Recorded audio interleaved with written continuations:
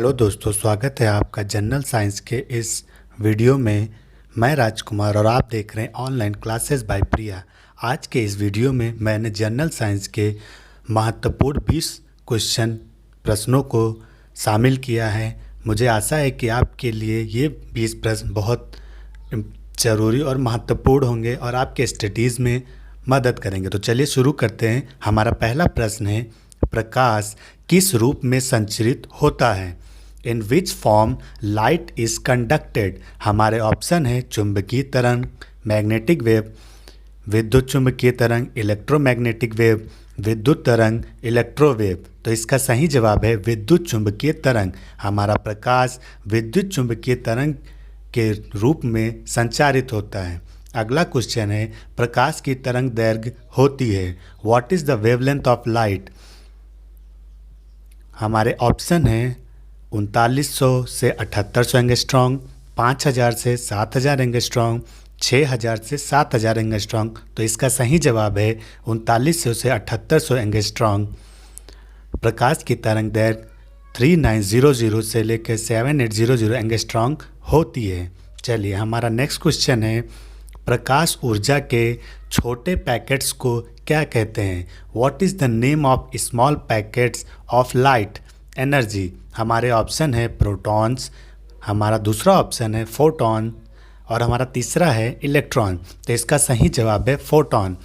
प्रकाश ऊर्जा के छोटे पैकेट्स को हम फोटॉन कहते हैं। चलिए नेक्स्ट क्वेश्चन है, सूर्य से पृथ्वी तक पहुंचने में सूर्य किरणें कितना समय लेती हैं?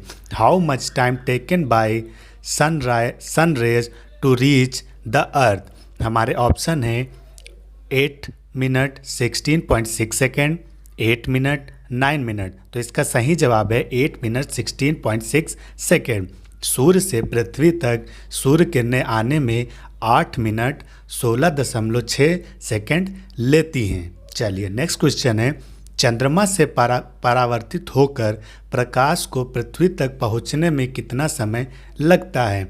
How much time taken by the light after reflecting from moon to reach अर्थ?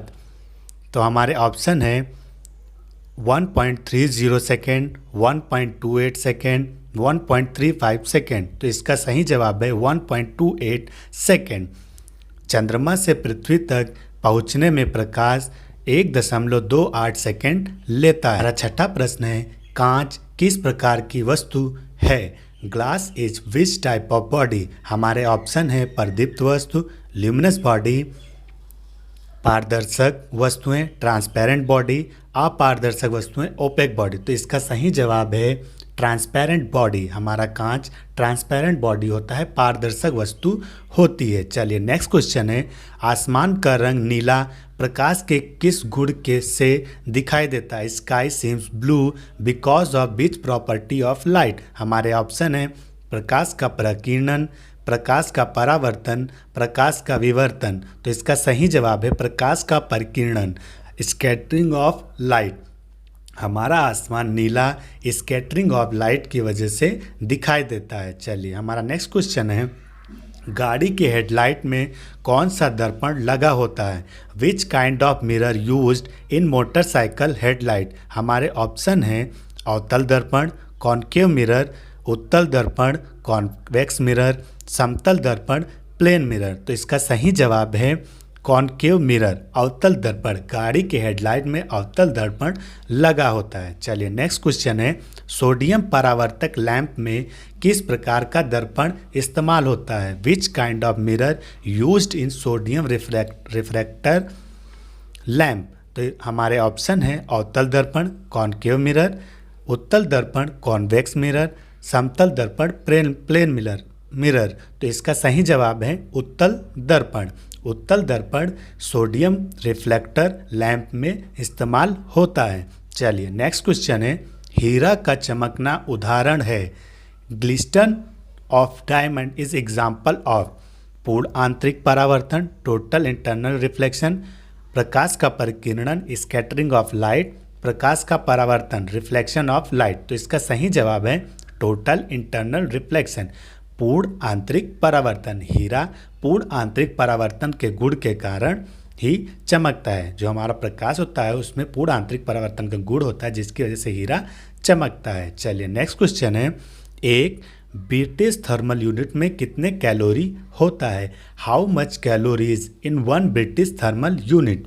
हमारे ऑप्शन है 245 कैलोरी, 252 कैलोरी, 256 कैलोरी, 300 कैलोरी। तो इसका सही जवाब है 252 कैलोरी। एक ब्रिटिश थर्मल यूनिट में 252 कैलोरी होता है। चलिए केल्विन, हमारा नेक्स्ट क्वेश्चन है, केल्विन पैमाने में हिमांक बिंदु तथा भाप बिंदु होता है। What is the freezing point and steam point in kelvin scale? हमारे ऑप्शन है 200 kelvin, 273 kelvin, 273 kelvin, 373 kelvin, 300 kelvin या 373 केल्विन। तो इसका सही जवाब है 273 केल्विन और 373 केल्विन, यानी केल्विन स्केल में हमारा फ्रीजिंग पॉइंट 273 केल्विन होता है और स्टीम पॉइंट 373 केल्विन होता है। नेक्स्ट क्वेश्चन है, सेल्सियस पैमाने में हिमांक बिंदु और भाप बिंदु होते हैं। What are the freezing point and steam point in Celsius scale? हमारे ऑप्शन है 100 degree centigrade, 0 degree centigrade, 0 degree centigrade, 100 degree centigrade, 32 degree centigrade, 180 degree centigrade. तो इसका सही जवाब है ऑप्शन सेकेंड, 0 डिग्री सेंटीग्रेड और 100 डिग्री सेंटीग्रेड, यानी सेल्सियस स्केल में हमारा फ्रीजिंग पॉइंट 0 डिग्री सेंटीग्रेड और स्टीम पॉइंट 100 डिग्री सेंटीग्रेड होता है। नेक्स्ट क्वेश्चन है, फ़ारेनहाइट पैमाने में हिमांक बिंदु तथा भाप बिंदु होता है। What are the freezing point and steam point in Fahrenheit scale? हमारे ऑप्शन हैं, ऑप्शन एक है 32 degree Fahrenheit, 212 degree Fahrenheit, option second है 0 degree Fahrenheit, 100 degree Fahrenheit, option third है 0 डिग्री फ़ारेनहाइट एवं 80 डिग्री फ़ारेनहाइट। तो इसका सही जवाब है ऑप्शन फर्स्ट, 32 डिग्री फ़ारेनहाइट एवं 212 डिग्री फ़ारेनहाइट, यानी फ़ारेनहाइट स्केल में हमारा फ्रीजिंग पॉइंट 32 डिग्री फ़ारेनहाइट तथा स्टीम पॉइंट 212 डिग्री फ़ारेनहाइट होता है। नेक्स्ट क्वेश्चन है, ताप मापन के सभी 4 पैमाने में क्या संबंध होता है? इस क्वेश्चन में आपसे पूछा गया है कि degree centigrade, degree Fahrenheit, degree kelvin और डिग्री र्यूमन में क्या रिलेशन होता है। तो हम जानते हैं कि इसका जो रिलेशन होता है वो होता है C/100 equal to F - 32/180 equal to R/80 equal to K - 273/100। इन चारों स्केल में ये रिलेशन होता है। इसे आप इस रूप में भी देखेंगे, C/5 equal to F - 32/9 equal to R/4 equal to K - 273/5। तो इन चारों स्केल में जो रिलेशन होता है वो इस फॉर्मूले से प्रदर्शित होता है। चलिए हमारा नेक्स्ट क्वेश्चन है, परम शून्य ताप कितना होता है? What is the absolute zero temperature? हमारे ऑप्शन है 100 degree centigrade, 273 kelvin, -273.15 degree centigrade. तो इसका सही जवाब है ऑप्शन 3, -273.15 डिग्री सेंटीग्रेड या 0 केल्विन। एब्सोल्यूट ज़ीरो टेम्परेचर क्या होता है? जो हमारा किसी भी वस्तु का जो टेम्परेचर होता है उसका मैक्सिमम टेम्परेचर क्या होगा, इसका कोई लिमिट नहीं होता है, लेकिन मिनिमम टेम्परेचर का एक लिमिट होता है और वही मिनिमम टेम्परेचर हमारा एब्सोल्यूट ज़ीरो टेम्परेचर होता है, जो कि होता है -273.15 डिग्री सेंटीग्रेड।